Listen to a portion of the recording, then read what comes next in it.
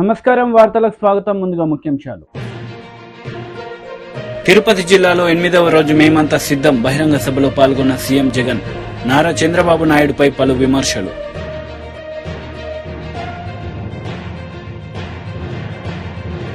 Deputy CM Allu Bhatti Vikramarka press meet. ఇరు పార్టీలపై fire.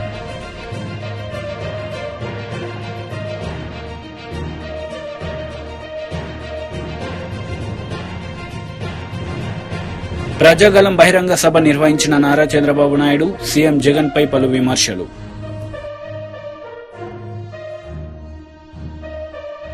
Naidupeta Tirupati జిల్లాలో 8వ రోజు మేమంతా సిద్ధం బహిరంగ సభలో సీఎం జగన్ పాల్గొన్నారు. ఈ సందర్భంగా ఆయన ప్రసంగించారు.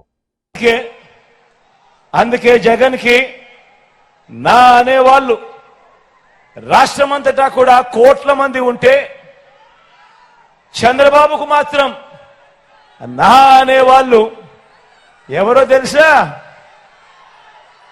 మన రాష్ట్రంలో అయితే ఎవరూ లేరు, పక్క రాష్ట్రంలోనే అందరూ నాన్నలో కలిసే. ఆ పక్క రాష్ట్రంలో నా అనేవాళ్ళు ఎవరు అని అంటే ఓ ఈనాడు, ఓ ఆంధ్రజ్యోతి, ఓ టీవీ5, వీరందరికీ తోడు ఓ దత్తపుత్రుడు.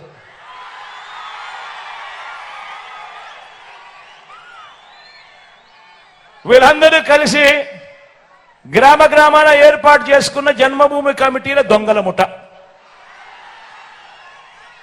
వీళ్ళంతా కూడా మన రాష్ట్రాన్ని దోచుకోవడం, దోచుకున్నది వీళ్ళంతా కూడా పంచుకోవడం.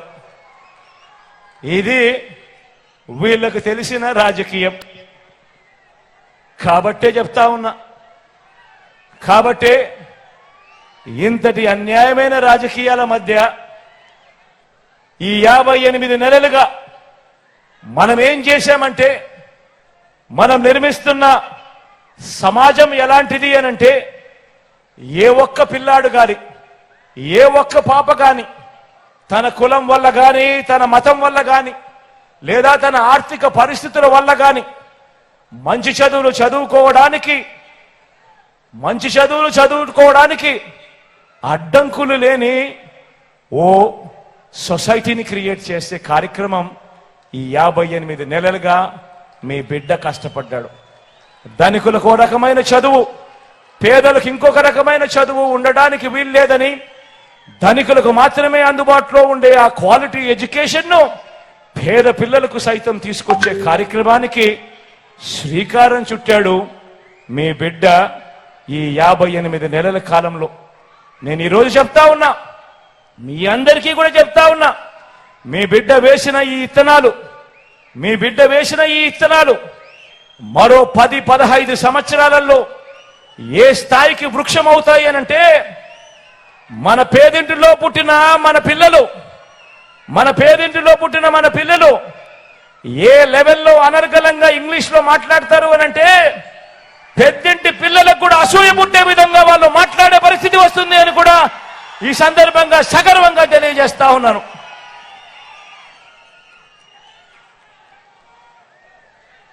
ఇంటింటికి మంచి చేయగలిగాం కాబట్టి మనకు వారి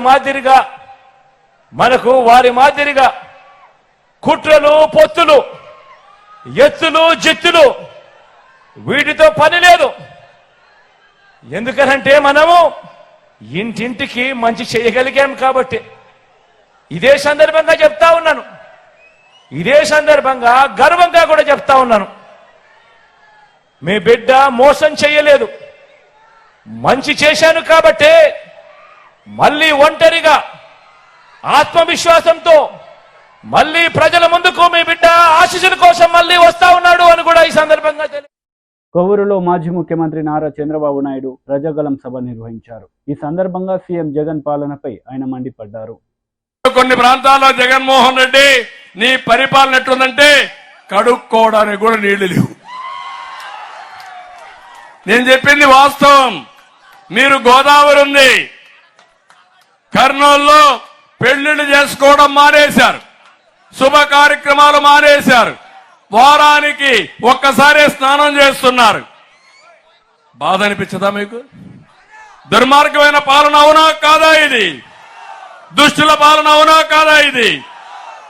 అందుకే సంపద సృష్టించడం తెలిసిన పార్టీ, చేసిన పార్టీ తెలుగుదేశం పార్టీ. ఈరోజు మళ్ళా హామీ ఇస్తున్నా, సంపద సృష్టిస్తా, పేదవాళ్లకు పంచతా, నిరంతరం మీకు అందుబాటులో ఉంటాను. ఒక నిర్దిష్టమైన ప్రణాళికతో వస్తా. మళ్ళీ జాబు కావాలంటే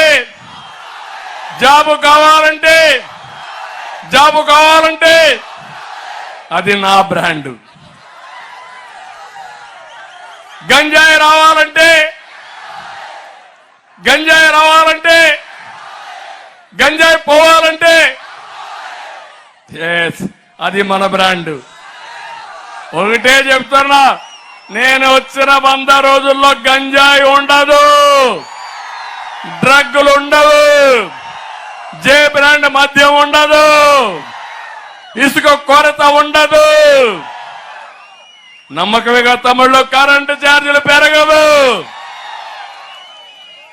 అదే మాదిరిగా నేను ఇచ్చే హామీ మీ అందరికీ, సూపర్ 6 అదిరిపోయే కార్యక్రమం తీసుకొస్తున్నా. ఈసారి నేను మా ఆడబిడ్డలు చూసా, కడుపు నిండింది. ఈరోజు నాకు పెద్ద ఎత్తున వచ్చారు మా ఆడబిడ్డలు.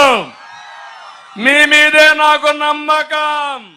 జలవనరుల శాఖ మంత్రి పేర్ని నాని మీడియా సమావేశం నిర్వహించారు. ఈ సందర్భంగా టీడీపీ నేతలపై ఆయన మండిపడ్డారు.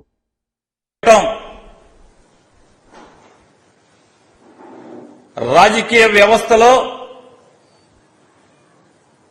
ఈ రకమైనటువంటి బరిదెగ్గింపు కార్యక్రమాల్ని ఇప్పుడే మనం చూస్తున్నాం. వారు 22 మంది రాష్ట్రంలోని, ఆంధ్రప్రదేశ్ రాష్ట్రంలోని 22 మంది ఐపీఎస్ అధికారుల మీద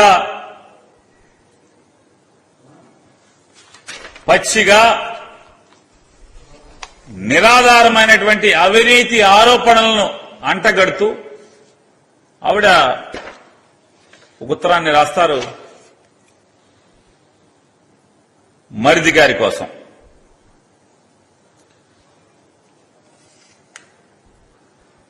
ఈ చంద్రబాబు నాయుడు గారు వదిన గారు తన మరిది చంద్రబాబు నాయుడు కోసం ఆంధ్రప్రదేశ్ భారతీయ జనతా పార్టీని బాబు జనతా పార్టీగా మార్చేసినటువంటి వైనాన్ని మనందరం కూడా చూస్తున్నాం మన కళ్ళతో. ఈ పురంధేశ్వరైనటువంటి చంద్రబాబు నాయుడు వదిన గారు నాడు ఎన్టీ రామారావు గారిని కుట్రతో కూలదోయటానికి తండ్రి ముందు సెకండ్గా నాడు చంద్రబాబు నాయుడికి ఈ వదినమ్మ ఉపయోగపడితే, నేడు పెత్తందారుల పక్షాన మరిది చంద్రబాబు నాయుడు గారి కోసం ఈ వదిన మరొకసారి ఇంత అంటే ఏది రాయొచ్చు, ఏది రాయకూడదు, ఇది తప్ప ఒప్ప, ఇది విచక్షణ, ఇది సంస్కారమా అనేటువంటి అన్ని కూడా మర్చిపోయి మరొకసారి పేదల పక్షపాతి జగన్మోహన్ రెడ్డి గారి మీద యుద్ధంలో కూడా మళ్లీ సెకండ్ అవతారం అనేటువంటిది వైనాన్ని కూడా మనం చూస్తున్నాం. ఈ వదిన గారు ఎప్పుడు కూడా చంద్రబాబుని కాపాడటానికి మాత్రం ముందుంటుంది ఆవిడ. ఎప్పుడు కూడా నిరంతరం రామోజీరావు చట్ట వ్యతిరేక ఆర్థిక లావాదేవీలపై చర్యలు చేపట్టినటువంటి అధికారుల మీద,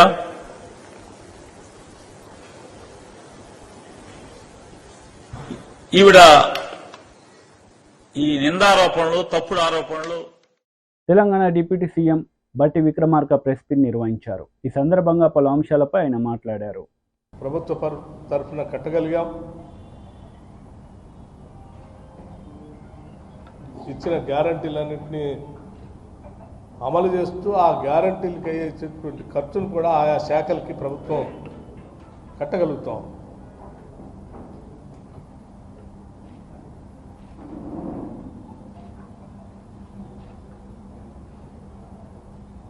మీడియా వ్యవస్థలు సంస్థలు కూడా సర్వస్వతంత్రంగా వార్తలు రాయగలుగుతూ ఉన్నాం.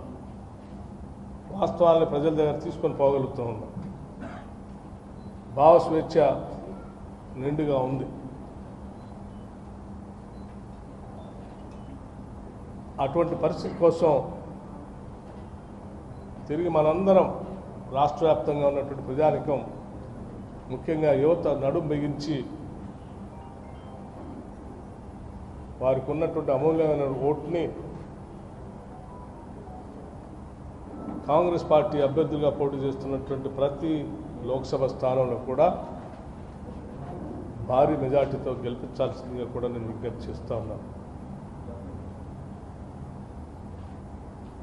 అలాగే దేశవ్యాప్తంగా ఉన్నటువంటి యువతకు కూడా తెలంగాణ మోడల్ దేశవ్యాప్తంగా ఉండేటట్టుగా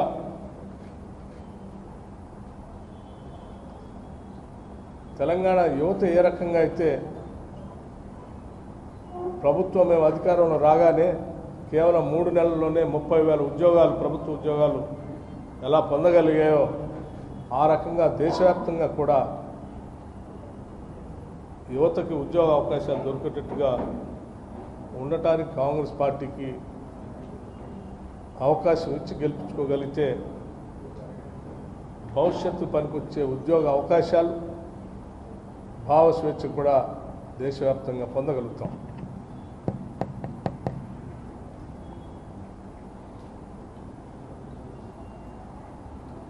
ఈరోజు చాలామంది నాయకులు చెప్పిన వాగ్దానాలన్నింటినీ పూర్తిగా మర్చిపోయి వారి స్థాయిని కూడా దిగజార్చుకొని లేనిపోని అబండాలు వేసేటటువంటి పరిస్థితిని కూడా చూస్తూ ఉన్నాం. ఏ స్థాయి దిగజారంటే చివరికి వారు పెట్టుకున్నటువంటి ప్రెస్ కాన్ఫరెన్స్ సంబంధించి కూడా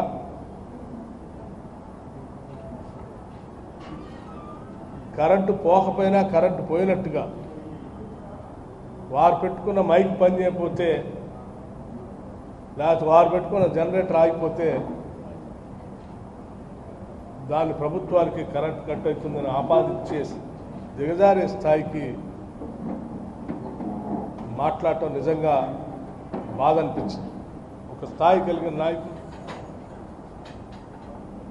చిన్న చిన్న రాజకీయ అవసరాల కోసం ఈ రకంగా దిగజారుతారని నేను ఎప్పుడు కూడా ఊహించలేదు. చాలా స్పష్టంగా చెప్తా ఉన్నాం,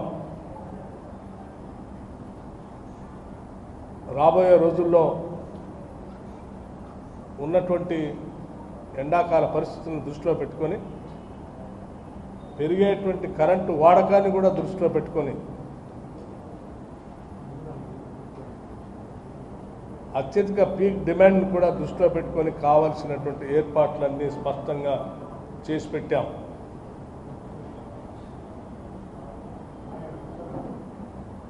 ఎవరూ ఆందోళన చెందాల్సినటువంటి అవసరం లేదు.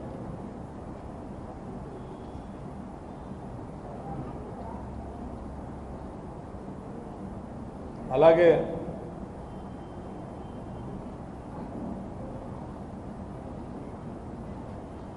వారి భవిష్యత్తు కోసం కూడా ఎన్నికల కోడ్ ఉంది కాబట్టి కొన్ని అంశాలు మేము ముందుగా ప్రకటించట్లేదు. వారి భవిష్యత్తు గురించి మాత్రం తప్పనిసరిగా ఎన్నికలైన తర్వాత మేము తయారు చేసుకున్నటువంటి ఆ ప్రణాళికలను కూడా ప్రకటిస్తాం. ఈ ప్రభుత్వం ముఖ్యమంత్రి రేవంత్ రెడ్డి గారి దగ్గర నుంచి మొదలు పెడితే నాతో పాటు బీజేపీ రాష్ట్ర అధ్యక్షుడు కిషన్ రెడ్డి మీడియా సమావేశం నిర్వహించారు. ఈ సందర్భంగా ఇరు పార్టీలపై ఆయన మండిపడ్డారు. నియమావళి ఉల్లంఘించి రాజకీయ లబ్ధి కోసము ఎలక్షన్ కమిషన్ ఇచ్చినటువంటి ఆదేశాలను తుంగలో తొక్కి పూర్తిగా అధికార యంత్రాంగాన్ని తనకు అనుకూలంగా మలుచుకొని ప్రత్యర్థి రాజకీయ పార్టీలను దెబ్బతీసే విధంగా ఓడించే విధంగా వ్యవహారం చేసింది. కాబట్టి ఎలక్షన్ కమిషన్ వెంటనే జోక్యం చేసుకొని బీఆర్ఎస్ పార్టీ యొక్క గుర్తింపు పైన కూడా పునరాలోచన చేయాలని సందర్భంగా డిమాండ్ చేస్తా ఉన్నాం. ఏ మాత్రం ఆ పార్టీకి అర్హత లేదు.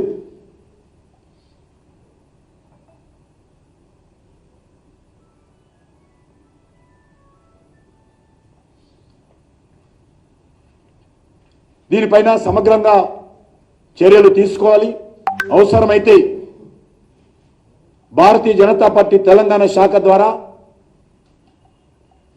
మేము ఫిర్యాదు చేయడానికి కూడా ఆలోచన చేస్తా ఉన్నాం.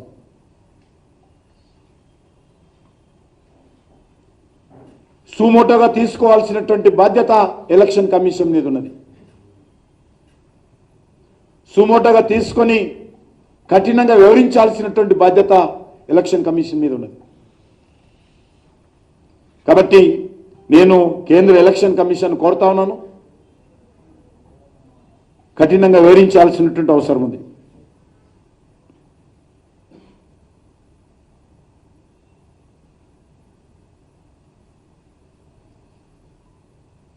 అది రెండో అంశము.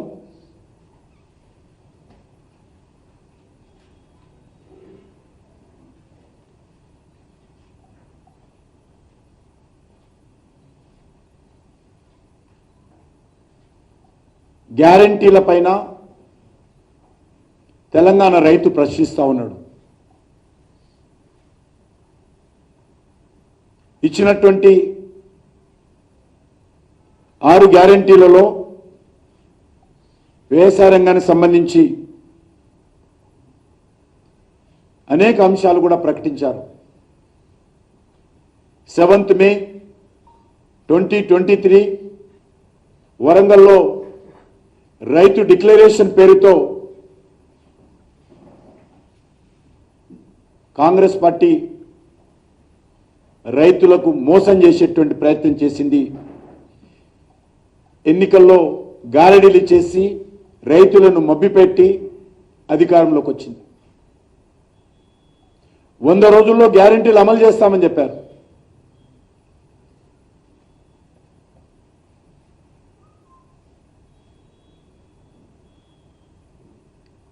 ఎకరానికి 15,000 రూపాయలు ఇస్తామని చెప్పారు. ఎక్కడ పోయిందని అడుగుతా ఉన్నాను. కౌలు రైతులకు కూడా ప్రభుత్వ సహాయం, ఆర్థిక సహాయం అందిస్తామని చెప్పారు. ఇప్పటిదాకా కౌలు రైతుల గురించి ఆలు లేదు, చూలు లేదు. వ్యవసాయ కూలీలకు 12,000 రూపాయలు ఇస్తామని చెప్పారు. Congress MLA NM Srinivasa Reddy press meet నిర్వహించారు. ఈ సందర్భంగా పలు అంశాలపై ఆయన మాట్లాడారు. మీకు ఒక ఉదంతం గుర్తు చేస్తా. నేను చిన్నగా ఉన్నప్పుడు, చిన్నగంటే long back around 30 years back Jain hawala case అని ఒకటి వచ్చింది. చాలామంది మీడియా మిత్రులకు తెలిసే ఉంటుంది. ఏవో 2 డైరీలు దొరికినాయి, దాంట్లో ఇనిషియల్స్ ఉన్నాయి అని చెప్పి రాజకీయ నాయకులకు హవాలా డబ్బు చేరింది అని చెప్పి అప్పుడు కేసు పెట్టిండ్రు. దాంట్లో ఎల్కే అనో లేదా ఎల్ఏ అనో చిన్న ఇనిషియల్స్ ఉండే. అడ్వానీ గారికి హవాలా డబ్బు అందింది అని చెప్పి ఆ రోజు మీడియాలో కథనాలు వస్తే వారు రాజీనామా చేసిండ్రు. తన లోక్సభ సభ్యత్వానికి రాజీనామా చేసి, నా మీద అలిగేషన్స్ వచ్చినాయి కాబట్టి నేను నిర్దోషిగా తేలే వరకు మళ్ళీ నేను రాజకీయ క్షేత్రంలో కానీ చట్టసభల్లో ఉండను అని చెప్పి ఆ రోజు రాజీనామా చేసి, నాకు ఇంకా గుర్తు. అటువంటి ఉన్నతమైన వ్యక్తులు ఉన్న దేశం ఈ భారతదేశం. మరి మీరేం చేస్తున్నారు? లీగల్ నోటీసులు పంపించి బెదిరించాలని చూస్తున్నారు. పంపియండి, డీజీపీ గారికి కూడా లీగల్ నోటీస్ పంపియండి, నా మీద ఎందుకు ఎంక్వైరీ చేస్తున్నారు మీరు అని. వాళ్ళ డ్యూటీనే ఎంక్వైరీ చేయడం, చేస్తారు. మీరుంటే మీ మీద చేస్తారు, మీ రోల్ ఉంటే, లేకుంటే కేసీఆర్ మీద ఉంటే కేసీఆర్ మీద చేస్తారు, మంత్రుల మీద చేస్తారు. మేమేదైనా తప్పు చేసినా కూడా మా మీద చేస్తాం. వాళ్ళ డ్యూటీ, వాళ్ళకు జీతాలు ఇచ్చేది ప్రజల సొమ్ము, అది వాళ్ళ డ్యూటీ, వాళ్ళు చేయడానికి ఇస్తున్నారు, అది వాళ్ళు చేస్తున్నారు. ఇంకొక విషయం, ఒప్పుకున్నారు, వచ్చింది మీడియాల కథనాలు, టాస్క్ ఫోర్స్ వాహనాల్లో డబ్బులను డిస్ట్రిబ్యూట్ చేసినాము, టీఆర్ఎస్ పార్టీ క్యాండిడేట్లకు డబ్బులను చేరవేసినాము. మరి దాంట్లో సిరిసిల్ల కూడా చేరవేసి ఉండొచ్చు కదా. డబ్బులు మీవేనా, మీరే మంచుతుండ్రాయి మీ క్యాండిడేట్లకు. ఎందుకంటే you are the working president of the party. ఎవరికి ఎంత డబ్బు ఇవ్వాలా, ఎలక్షన్ ఎక్స్పెన్సెస్కో, ఇంకో దానికో, లిక్కర్కో ఏమి ఇవ్వాలి అనేది మీ కనుసన్నలలో ఉండే జరుగుతుంది కదా. దీనికి మీరు ఒప్పుకుంటారా? వర్కింగ్ ప్రెసిడెంట్గా మళ్ళీ మీరు అనొచ్చు, వర్కింగ్ ప్రెసిడెంట్గా నాకు ఏమీ తెలియదు, అంత మా ఫాదర్ నాయనగారే చూస్తున్నారని మీరు అనొచ్చు. కానీ మేమైతే అనుకోం. వర్కింగ్ ప్రెసిడెంట్గా ఎవరెవరికి ఎంతెంత డబ్బు ఇవ్వాలి అనేది మీకు తెలిసే ఉంటుంది. ఒకవేళ మీకు తెలియలేదంటే వర్కింగ్ ప్రెసిడెంట్ కుర్చీలో కూర్చోడానికి మీరు అనర్హులు, మేనేజ్మెంట్ కోటాలో కేసీఆర్ గారు ఆ కుర్చీలో మిమ్మల్ని కూర్చోబెట్టిరని చెప్పి టీఆర్ఎస్ వాళ్ళు అనుకుంటారు, మేము కాదు, బీఆర్ఎస్ వాళ్ళే అనుకుంటారు. కాబట్టి మీకు తెలిసే ఉంటుంది ఏ క్యాండిడేట్కి ఎన్ని డబ్బులు పంపించాలి. అవి టాస్క్ ఫోర్స్ వెహికల్లో మేము సప్లై చేసినాము అని చెప్పి స్వయాన రిమాండ్లో ఉన్న పోలీస్ ఆఫీసర్లు చెప్తున్నారు. అది కూడా మీడియా కథనాలు వస్తూ ఉన్నాయి. మరి ఇప్పుడు ఇంకొక కేసు దృష్టికి నేను తీసుకొని వెళ్తా. ఇందిరాగాంధీ గారు ప్రధానమంత్రిగా అప్పుడు పోటీ చేసినప్పుడు అఫీషియల్ మెషినరీని మిస్యూజ్ చేసింది, అఫీషియల్ కారు వాడుకుంది, అఫీషియల్ హెలికాప్టర్ వాడుకుంది అని చెప్పి ఆ రోజు ఒక పెద్ద దుమారం సాగింది. అప్పుడున్న కోర్టు ఒక స్టెనోగ్రాఫర్ను కూడా అఫీషియల్గా వాడుకున్నారు అని చెప్పి ఆ రోజు అలహాబాద్ హైకోర్టు ఒక తీర్పు ఇచ్చింది. అప్పటి ప్రధానమంత్రి గారిని డిస్క్వాలిఫై చేస్తూ తీర్పిచ్చింది. ఆ లెక్కన ఈరోజు టాస్క్ ఫోర్స్ వెహికల్స్లో ఏపీ ప్రభుత్వ సలహాదారు సజ్జల రామకృష్ణారెడ్డి మీడియా సమావేశం నిర్వహించారు. ఈ సందర్భంగా టీడీపీ నేతలపై ఆయన మండిపడ్డారు. క్లియర్గా తెలుస్తుంది. ఇప్పుడు వాళ్ళు చేస్తున్నది ఏంటి? ఎలక్షన్ కమిషన్ కు రోజు మీరు గమనిస్తే ఎలక్షన్ కమిషన్ రెఫరెన్స్ లో వచ్చేవన్నీ ఈనాడులో పబ్లిష్ అయింది, ఇంకొకటి పబ్లిష్ జ్యోతిలో పబ్లిష్ అయింది. ఇవేదో తప్పుడు ఆరోపణ, తప్పుడు చేయడం, దాన్ని పెట్టడం, అది అక్కడ ఈసీకి పంపించడం, అక్కడ ప్రెజర్ చేసేసి ఇంకొక నోటీసులు ఇవ్వడం, ఇది కంటిన్యూస్ గా నడుస్తుంది. ఈసీ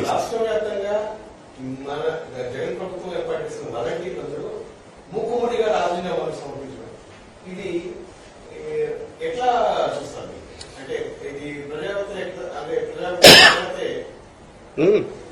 మూకుమ్మడిగా వదిలేశారు. మూకుమ్మడిగా ఎప్పుడైతే వాళ్ళ మీద వ్యక్తిగతంగానో ఎవరి మీదైనా వాళ్ళ మీద వాళ్ళ మానసిక స్థైర్యమో లేక వాళ్ళ ఆత్మవిశ్వాసం దెబ్బతీసే రకంగా, ఆత్మగౌరవం దెబ్బతినే రకంగా ఆరోపణలు వచ్చినప్పుడు ఎక్కడ స్పందన అనేది వస్తుంది చేసి. అండ్ ఖచ్చితంగా ఆ వ్యవస్థ ఏదైతే వాలంటీర్ వ్యవస్థ ఉన్నది అది ఇండిస్పెన్సబుల్, అంటే దాన్ని ఎవరు ఏమీ చేయలేరు, అదే ఖాయం. ఎందుకంటే దాని అవసరము, దానివల్ల ఉపయోగం రెండు కూడా ఎస్టాబ్లిష్ అయిపోయాయి 4 ఏళ్లలో.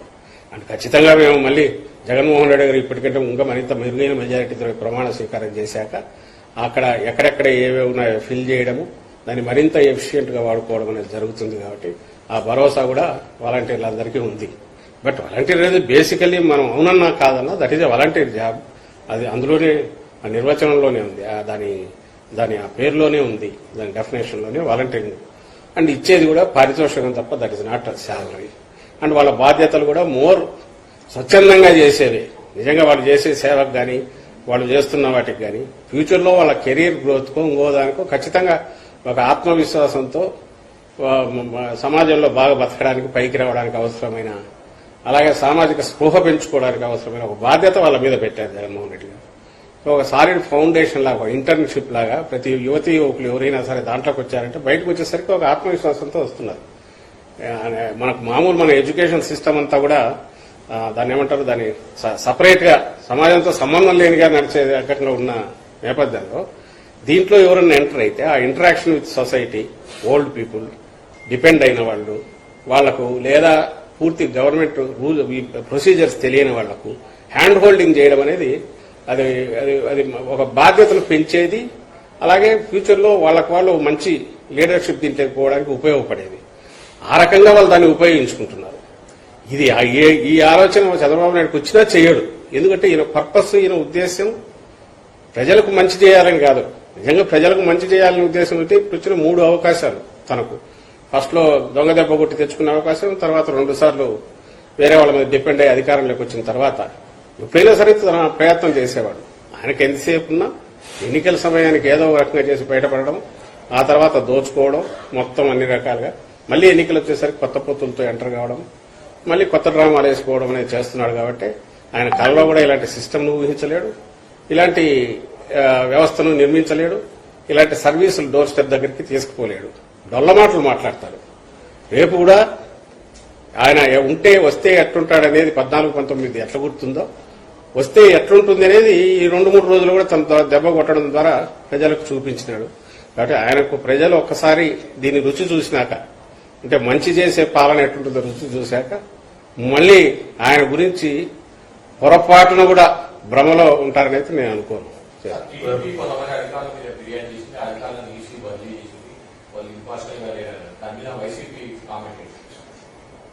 2 రకాలుగా దీన్ని చూస్తున్నాం. ఒకటి, టీడీపీ ఎందుకు పురంధేశ్వరి వాళ్ళ ముందు నుంచి ఈయన వదిన గారు ఆమె రాస్తూనే ఉన్నారు. వీళ్ళంతా ఒక దీనిలాగా ఫామ్ అయిపోయి ఏమంటారు, కూటమి ఎన్డీఏ అనేది ఆ సెటప్ 10 వేరుగా ఉన్నది. దానికి ముందు నుంచి లోపాయికారిగా ఉండేది, ఫుల్ ఫ్లెడ్జ్ గా కలిసి చేస్తున్నారు. టీడీపీ బీజేపీలో ఉన్న టీడీపీ నాయకులు ఎవరైతే ఉన్నారో వాళ్ళ ద్వారా చంద్రబాబు చేయిస్తున్నాడు. ఆమె పెడుతున్నారు పిటిషన్లు, ఈసీ కంప్లైంట్లు. కానీ అక్కడ నిజంగా వాళ్ళు చెప్పిన ఈ రోజు నేను ఏదో చూశాను, పెద్ద బ్యానర్ 20 మంది ఎస్పీల మీద రాసేసింది ఆమె. ఈ లెక్కన మోడీ గవర్నమెంట్ పైనుంచి కిందికి ఉండే వాళ్ళందరూ బీజేపీ తొత్తులై ఉండాలా వాళ్ళెవరో, లేదా బీజేపీ రూల్ స్టేట్స్ లో ఉండే వాళ్ళంతా వాళ్ళ తొత్తులై ఉండాలా. అసలు అంటే ఏం రాస్తున్నారో, ఆమె మంత్రిగా కేంద్ర మంత్రిగా పనిచేశారు. సరే, ఈ చంద్రబాబు నాయుడు అయితే అంతకుముందు సీఎంగానే చేశాడు.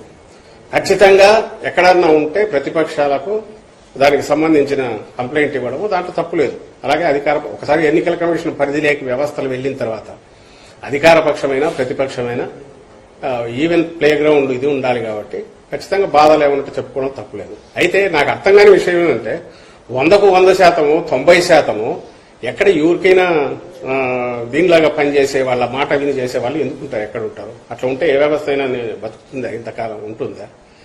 వాళ్ళు కక్ష కట్టి డిమారలైజ్ చేయడానికి, బ్యూరోక్రసీని కానీ అధికార యంత్రాంగాన్ని, ఉద్యోగుల మానసిక స్థైర్యం దెబ్బతీయడానికి, తద్వారా కన్ఫ్యూజన్ క్రియేట్ చేయడానికి, అంటే చెప్పడానికి వీళ్ళకేం లేదు, పాజిటివ్ అజెండా లేదు. పలు ప్రత్యేక రైళ్ల సర్వీసులను జూన్ ఆఖరి వారం వరకు పొడిగిస్తున్నట్లు దక్షిణ మధ్య రైల్వే తెలిపింది. ప్రతి సోమవారం నడిచే కాచిగూడ మదురై ఎక్స్ప్రెస్ను జూన్ 24 వరకు, ప్రతి బుధవారం బయలుదేరే మదురై కాచిగూడ ఎక్స్ప్రెస్ను జూన్ 26 వరకు పొడిగిస్తున్నట్లు వెల్లడించింది. వార్తలు ముగించే ముందు ముఖ్యాంశాలు మరోసారి. తిరుపతి జిల్లాలో 8వ రోజు మేమంతా సిద్ధం బహిరంగ సభలో పాల్గొన్న సీఎం జగన్. నారా చంద్రబాబు నాయుడుపై పలు విమర్శలు.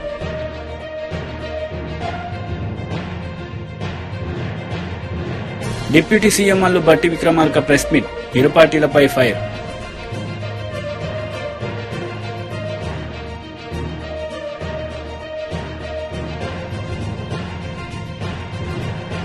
ప్రజాగలం బహిరంగ సభ నిర్వహించిన నారా చంద్రబాబు నాయుడు, సీఎం జగన్ పై పలు విమర్శలు.